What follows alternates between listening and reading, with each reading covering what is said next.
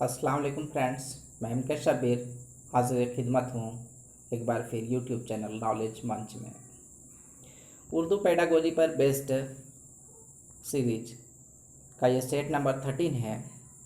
CTET के किसी भी सब्जेक्ट में पेडागोजी सेक्शन सबसे मुश्किल होता है, इसलिए ये ज़रूरी है कि आप जितना ज़्यादा हो सके मशक़ करें। अल्लाह ताला से दुआ है कि आप सब शानदार कामयाबी हासिल करें। आते हैं फर्स्ट क्वेश्चन पर। तफलीम मरकज़ी तालीम की बुनियाद किस फ़लसफ़े पर रखी गई है? ऑप्शन है आपके लिए फ़लसफ़ा अमलियत या तसव्वुराती फ़लसफ़ा या फ़लसफ़ा कुदरत व फ़ितरत या मज़कूरा में से कोई नहीं। तफलीम मरकज़ी तालीम बाल केंद्रित शिक्षा चाइल्ड सेंट्रलाइज्ड एजुकेशन की बुनियाद किस बेस पर है? फ़लसफ़ा अमलियत मतलब कुछ एक्टिविटी करके देखना, या फिर तसव्वुराती फ़लसफ़ा जिसमें सिर्फ इमेजिन कल्पना किया जाए, या फिर फ़लसफ़ा कुदरत व फितरत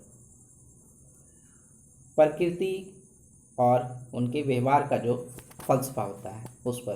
तो फ्रेंड्स यहाँ पर आंसर थर्ड ही करेक्ट है, फ़लसफ़ा कुदरत व फितरत। नेक्स्ट क्वेश्चन, तरीक़ाए तदरीस को दिलचस्प और पुरलुत्फ़ और मौसर बनाने के लिए कौन से उसूल कारगर हो सकते हैं? ऑप्शन है आपके लिए आसान से मुश्किल की तरफ, या फिर नामालूम से मालूम की तरफ, या गैर महसूस से महसूस की तरफ, या मज़कूरा बाला में से कोई नहीं। तरीक़ाए तदरीस टीचिंग मेथड ऐसा होना चाहिए कि बच्चे को सबसे पहले बुनियादी चीज़ें बताएंगे, आसान चीज़ें बताएंगे और फिर उसको धीरे धीरे मुश्किल की तरफ ले जाएंगे। तो ऑप्शन फर्स्ट यहाँ पर करेक्ट होता है। नेक्स्ट क्वेश्चन, झेल में कौन सा तालीमी सिस्टम खेल पर मुनहसर है? ऑप्शन है आपके लिए किंडरगार्टन, या फिर डाल्टन प्लान, या फिर मॉन्टेसरी प्लान, या फिर मज़कूरा सभी। तो फ्रेंड्स, किंडरगार्टन, डाल्टन और मॉन्टेसरी ये सभी तालीमी सिस्टम जो है वो खेल कूद पर ही मुनहसर है, बेस्ड है।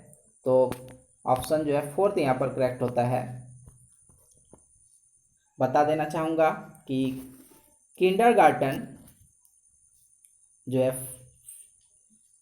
Froebel Friedrich William August Froebel ने दिया है, और मॉन्टेसरी पद्धति जो है सिस्टम जो है मारिया मॉन्टेसरी की देन है, और डाल्टन जो है मिस हेलेन पार्क्स्ट की देन है। नेक्स्ट क्वेश्चन, खामोश खानी किस मियार के तालिब इल्मों के लिए मुनासिब मौजू है? खामोश खानी मतलब साइलेंट रीडिंग, चुपचाप होके पढ़ना। जब चुपचाप होके तालिब इल्म पढ़ाई करता है तो ये बात देखी जाती है कि बहुत ज़्यादा समझकर पढ़ रहा होता है। तो ये किस लेवल के स्टूडेंट के लिए जो है मुनासिब मौजू है? प्राइमरी लेवल के लिए बिल्कुल नहीं, या फिर मिडिल लेवल के दर्जों के लिए ये भी नहीं, सेकेंडरी और सीनियर सेकेंडरी के लिए।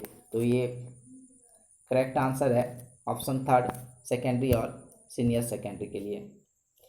क्वेश्चन नंबर 5, एक तालिब इल्म इम्तिहान में कई मरतबा फेल हो गया, आप उसे एक उस्ताद होने के नाते क्या करेंगे, कैसी सलाह देंगे? ऑप्शन फर्स्ट है मुलाजमत तलाश करने की सलाह देंगे, बिल्कुल नहीं। बच्चे कामयाबी हासिल नहीं कर पा रहे हैं, इसका मतलब नहीं कि उसको पढ़ाई से दूर जाने की सलाह दिया जाए। या फिर तिजारत करने की सलाह, ये भी नहीं करेंगे, ये भी पढ़ाई को छोड़ने की बात हो रही है यहाँ। पढ़ाई छोड़ देने के लिए तो बिल्कुल ही नहीं कहेंगे, तो ऑप्शन थर्ड भी यहाँ करेक्ट नहीं है। पढ़ाई में दिलचस्पी पैदा करेंगे और ज़्यादा मेहनत से पढ़ाई करने की तरगीब करेंगे, तो ये करेक्ट ऑप्शन है, ऑप्शन फोर्थ। नेक्स्ट क्वेश्चन, इब्तदाई दर्जों में बच्चे किस तरीके से सीखते हैं? प्राइमरी लेवल पर बच्चे कैसे सीखते हैं? तजर्बा करके, एक्सपीरियंस से, या फिर मुशाहिदा करके, ऑब्जर्वेशन या देखकर, या फिर पढ़कर, या कॉन्फ्रेंस में हिस्सा लेकर। कॉन्फ्रेंस में हिस्सा लेकर तो बड़े दर्जे के तालिब इल्म के लिए मुनासिब है। पढ़कर भी जो बच्चे अच्छी तरह से पढ़ना सीख जाएं, समझना सीख जाएं, तभी उसके लिए कारगर है। मुशाहिदा करके, देखकर बच्चे उसे चीज़ों को जो है समझ नहीं पाते हैं, तो तजर्बा करके जो है यहाँ पर करेक्ट आंसर है। जैसे कि अगर एक बच्चा किसी गर्म चीज़ को छूना चाहता है तो आपके रोकने से वो ज़्यादा देर तक नहीं रुकेगा, जब तक कि एक बार छू ना ले, और एक बार छूने के बाद उसे ये बात समझ में आ जाती है कि ये चीज़ जो है गर्म है, और फिर वो उसे नहीं छूता। नेक्स्ट क्वेश्चन, क्वेश्चन नंबर 7, तालिब इल्म को मुतासिर करने की आसान तदबीर क्या है? ऑप्शन है आपके लिए, तालिब इल्म के साथ सख्ती से पेश आकर, या फिर अपनी सलाहियत का मुजाहिरा करके, या फिर अपने इखलाक को मिसाल बनाकर, या फिर सदर मुदर्रिस का ताउन लेकर। तो ऑप्शन फर्स्ट जो है वो सख्ती से पेश आने की बात है, जो बिल्कुल गलत है। इससे आप बच्चों को मुतासिर नहीं कर सकते हैं। सलाहियत का मुजाहिरा करके थोड़ी देर के लिए आप मुतासिर कर सकते हैं, सदर मुदर्रिस का ताउन लेकर आप मुतासिर नहीं कर सकते हैं बच्चों को। तो सबसे मुनासिब आंसर जो है वो है अपने इखलाक को मिसाल बनाकर। अगर अपने इखलाक को आप मिसाल बनाते हैं तो बच्चे आपके नक्शे कदम पर चलने की कोशिश करेंगे। तो ऑप्शन थर्ड यहाँ पर करेक्ट है। नेक्स्ट क्वेश्चन नंबर 8, दर्ज झेल में से कौन सी खूबी मुदर्रिस के लिए बेहद ज़रूरी है? ऑप्शन है आपके लिए गुस्सा, माफ़ी और ताउन। चूँकि यहाँ पर गुस्सा की बात आ गई इसलिए करेक्ट नहीं है। नेक्स्ट है हसद, इक़्तिदार और सख्ती। तो हसद और सख्ती की बात आ गई, ये भी गलत है।